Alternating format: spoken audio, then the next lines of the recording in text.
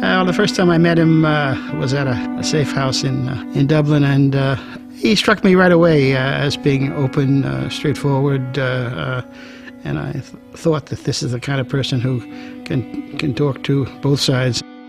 What Chuck brought to it was a confidence or a trust or an acceptance that we were genuinely trying to do something to get the whole process together, which would build a bridge out of conflict. Feeney joined O'Dowd and a group of well-respected businessmen who are planning a landmark trip to Northern Ireland. We had conducted negotiations with the Clinton White House before we left, because we had become involved with the Clinton people, and we said, look, we're going to go over there, and while we're there will be a ceasefire by the IRA. It'll be unannounced, it'll be for 10 days, and it'll send a signal that the Republican movement want to deal, want to move this issue forward. The US delegation arrived for their meeting to a frenzy of media attention. The American group of businessmen and trade unionists then got down to 3 hours of talks.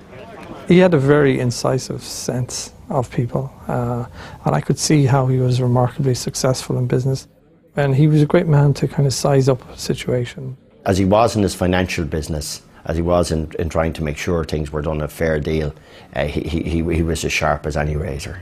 I mean, he knew the call. And when you said something to him, as complicated as Northern Ireland was, he understood what you were saying. Chuck Feeney works in a very intuitive way. He doesn't have a very structured approach to things. He goes by gut and by feel. And in particular, he's always very concerned to get a sense of the people he's dealing with, and particularly the leader of the organisation that he might be looking at. Feeney, the anonymous billionaire, was now at the centre of a major world news story. He felt that real progress could only be made if the delegation met representatives of all sides. You know, we talked to the paramilitaries, and some of the stuff was that they were concerned about the war that the Republicans had carried out had been funded by Irish America, and for the move forward, you know, the Americans were going to play a big role in terms of the whole peace process, how the future of Northern Ireland was sort of designed, developed, and all the rest of it. So we needed to actually talk to Irish America to find out where they stood on all of this. And you know, from my point of view, I think that that part of the process was very easy, because Irish America were open to hearing what was going on, and they were very open to actually, you know, I suppose in many ways, helping loyalism move on. The visit was a success, but the next challenge was to try to convince a hostile US State Department that it should support a radical proposal. Well, we had a very basic plan that we would go back to the White House. We would explain that our visit had coincided with a 10-day IRA ceasefire. It showed that the goodwill on the part of the Republican movement was there, and that now the White House needed to make a gesture. We believed, after discussing it at the congressional level with some of the representatives, that there was support out there for a way to get people together, and that culminated in the visa for Gerry Adams, which seems perfectly logical today, but they didn't think so at the time. How difficult was it for your group to persuade Clinton to give Adams that visa in the face of pretty stiff opposition from the British? I think, in fairness to Bill Clinton, that he thought the thing through himself and thought that talking was a better answer than killing. It was around this time that Feeney made a controversial decision to fund the establishment of a Sinn Féin office in Washington. My rationale was straightforward. I wanted to see an end to the problem, and the idea of having an office where people could meet and see each other seemed to me right. There were a lot of people counselling him not to get involved. I know for a fact that many people in his own organisation called him, and I had a few calls myself from people in his organisation who were frantically saying, you know, what the hell are you doing? I wish he had not decided to give it money. That, I think, was not a good idea, and Chuck disagrees on that. But it was his money. It was certainly never the foundation's money. That's an important issue. The foundation never did and never would give money to a political cause. Because the concern at the time was that the IRA were not fully committed to the ceasefire, and in fact broke the ceasefire during that time. Were you not concerned that your money was going to go to the wrong place? Oh, I suppose there's a concern, but as I say, knowing the people and seeing them on a regular basis reinforced the belief that the IRA was and Sinn Féin were looking for a solution. Do you feel there was any lasting damage done to your good name? Not that I know of. Just over a year after Chuck Feeney and his delegation visited Belfast, another famous American would follow. It was to be an historic turning point. If the President of the United States could walk down the Falls Road, surely anything was possible. As he went into Mackerlane's bakery, the crowds had already broken through the barriers, providing a real security headache for the Secret Service. I think one of the most glorious moments for us was President Clinton coming to Ireland for the first time to Belfast. And also I think one of the greatest days for Ireland, and that we had this incredible situation where the President of the United States was walking up the Falls Road and walking down the Shankill Road, which a couple of years previous to that could never even have been considered. I think that Chuck and others like him, and he's the one that strikes me most vividly, as wanting to return, of wanting in some way the place that his people couldn't live in, that he has been part of the energy of making it a better place for the people who do live here. Clinton's 1995 visit to Belfast is now widely recognised as one of the key turning points in the history of Northern politics. Chuck was such a huge part of that. I would go so far as to say I don't think it would have happened without him. I think he was central to the American role, and the American role was central to the process. Aside from Feeney's personal involvement, Atlantic Philanthropies continues to invest millions in projects in Northern Ireland on all sides of the political divide. Chuck, I suppose, in many ways, the Atlantic Philanthropy, put his money where his mouth is.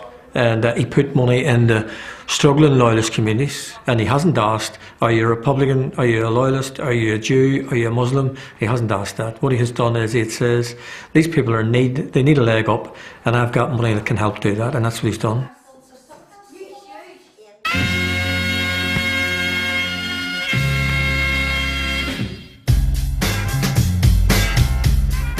Throughout the morning at his hotel, the Taoiseach met a number of chief executives representing healthcare, electronics and the service sector of the telecommunications industry. 20 of these companies are already in Ireland. 15 others are looking for a base to service their company's European operations. In the 1990s, Ireland, with its low corporation tax and ready workforce, was beginning to attract more and more multinational business.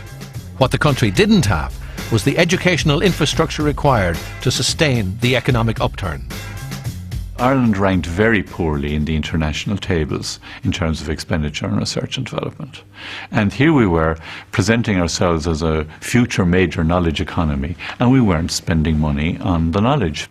The reality was that in 1997, the government made an announcement that they would make 1 million available to meet the equipment needs of all of the Irish universities. So that was nonsense. And by the way, top of the morning to you. After the success in Limerick, Feeney was thinking big. He knew that a colossal investment in education would create a generation of highly skilled graduates, and that they would attract big-name employers and create opportunities for others. There are people out there who rationalise that helping universities is helping the economy, is helping yourself, is helping your neighbours. But in order to fund the plans on the scale that he envisaged, he needed more money, a lot more money. So, in 1997, he sold Atlantic's share in DFS. As a result, almost overnight, the foundation was flooded with over $1.6 billion. Chuck, can't stand having money around. He just likes to see it spent. So he said to me one day in the summer of 1997, he said, look, I really like these building projects we've been doing with these universities, but they're not moving fast enough, and I'd really like to up the tempo. Funding from the government didn't have much of a structure to it. We were the first ones that came along and said, okay, well, if you will put up the money, let's do a 3-year, 5-year plan, and you put up your money, we'll put up our money, and we'll move it forward. I suppose in the early years when he knew that the capital programme wouldn't be able to do that, he didn't put on that pressure. When he then realised in 97, 98, 99 that things were better for the country, he then put the pressure on to make sure that the state lived up to what he believed was his personal standard. A breakfast meeting was arranged between the Higher Education Authority and officials from the Department of Education. Over breakfast, John said, if we put up £75 million for research funding, would you match it?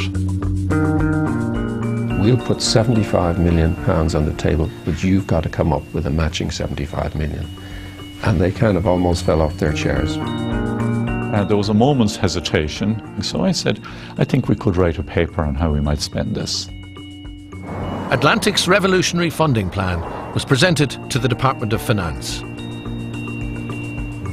Their reaction to any proposal is to say no, and that was the reaction that we instantly met. Resistance was that, you see, if you took this money, that was bringing the capital programme for third level education to a certain level, and therefore, you know, what had happened next year. I mean, what held the country back for years, we just didn't have the money for capital. We always had to put our money into day-to-day issues. But he had a broader view of things and a correct view of things. So we started working on the political channel, and we started, I suppose, applying all the sort of blackmail and violence that one uses in these intense interdepartmental debates. So an Atlantic played their part as well. They sprung an ultimatum. They said, unless it's fixed by such and such a date, which was a Saturday morning, we're off. But in terms of them making a decision, they dragged their feet and you had to put them on a clock. Yeah, I guess so. But that's the way it works out sometimes. We had, quite frankly, I can say it now, we had the academic debate within government and within the departments who said, no, this isn't good value. And I believe Chuck wasn't going to put it in. I mean, it was, when you think it was a bit of a stupid argument that you were going to turn away the best gift horse that you'd ever get. After weeks of hard negotiations, it was finally agreed that if Atlantic put up £75 million, the Irish government would match it. The Programme for Research in Third Level Institutions, or PRTLI, was born. These funds represent a major advance for the country's research community, and their representatives look pleased at today's announcement in Dublin. It will mean that we will be in a position to attract the best staff to our universities and to our institutes of technology in the research areas, which will improve quality. It will mean very significant capital investment in terms of new buildings and new equipment. And this transformed the nature of higher education and the nature of Ireland's attempt to attract foreign direct investment. So the multinationals, the Intels and the Microsofts and the Hewlett-Packards could be convinced that they could move upwards and put sophisticated research and development into Ireland. Chuck was behind what triggered this whole thing, and I doubt that the Department of Education would have put a euro upon a euro to do this, were it not for Chuck's initiative. What I think he did for many of us who came in touch with him was that he inspired us to think big. If we aspire to being a leading knowledge-based economy and society in the world, we needed to behave like one. This was typical of how Chuck worked. There was the visionary part, which was probably more important than the funding.